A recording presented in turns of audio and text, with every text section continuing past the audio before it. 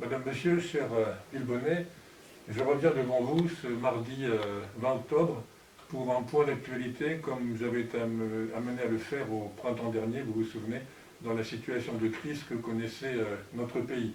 Nous sommes malheureusement en train de glisser vers une situation qui, sans être tout à fait aussi critique, devient quand même très risquée pour l'ensemble de la population. En ce qui concerne le département de l'Essonne, je puis vous donner quelques chiffres qui datent de 24 heures, d'il y a 24 heures. Dans les hôpitaux de l'Essonne, il y a, au jour où je vous parle, 286 personnes qui sont traitées pour le Covid. Sur ces 286 personnes, 67 sont en réanimation.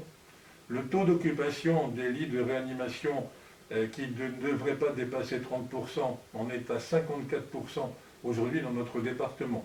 Quant au taux de reproduction du Covid, il est à 1,25, c'est-à-dire qu'à chaque fois qu'une personne a le Covid, elle le transmet au moins à une personne autre en ce moment. Cette situation donc a amené le président de la République à intégrer le département de l'Essonne dans le dispositif de couvre-feu dont vous avez bien évidemment entendu parler et que nous subissons tous de 21h à 6h du matin depuis samedi soir. L'intégrer dans le dispositif général qui couvre l'ensemble de la région Île-de-France.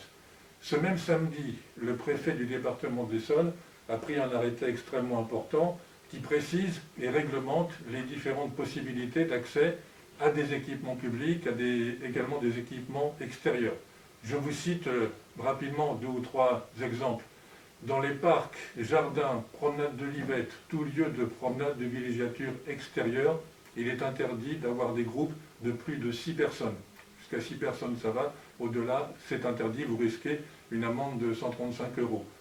En ce qui concerne les salles de sport, les gymnases et autres salles de sport en intérieur, sont autorisées les activités sportives uniquement pour les mineurs.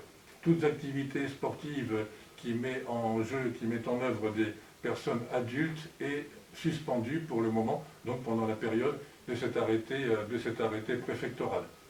Les salles de spectacle sont ouvertes pour des spectacles, absolument pas pour d'autres types de rassemblements. Je pense à des banquets, je pense à nos habituels repas des anciens qu'on va devoir de nouveau reculer. Les spectacles sont autorisés à condition bien sûr d'avoir les distances entre les personnes qui assistent. Voilà pour cet arrêté préfectoral.